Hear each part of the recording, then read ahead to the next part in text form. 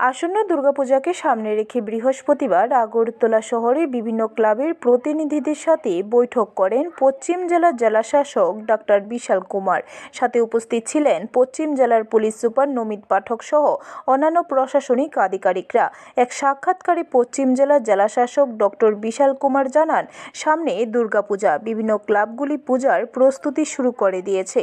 পূজা যেন শান্তিপূর্ণভাবে হয় তার জন্য এই দিন বিভিন্ন ক্লাবের প্রতিনিধিদের সাথে আলোচনা করা হয়েছে।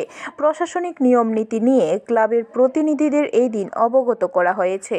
कई बार देखा गया है कि जो गेट्स हैं वो ब्लैक टॉप रोड पे आ जाते हैं और व्हीकल्स के मूवमेंट को रिस्ट्रिक्ट करते हैं। ऑलरेडी जो ड्रेन का काम चल रहा है इसकी वजह से इफेक्टिवली भी रोड की जो विड्थ है वो रिड्यूस हो गई है। तो हम इनके खिलाफ एक्शन लेंगे। जो लोग भी इसको ठीक नहीं करते हैं या हमारे कहने पे भी इंस्ट्रक्शन के इशू होने के बावजूद भी गेट्स को रोड के ऊपर लेके आते हैं, we definitely take strict action against them. और ज़रूरत पड़ेगा तो हम पूजा का जो आयोजन है वो भी कैंसिल कर देंगे। ब्यूरो रिपोर्ट, खबर त्रिपुरा।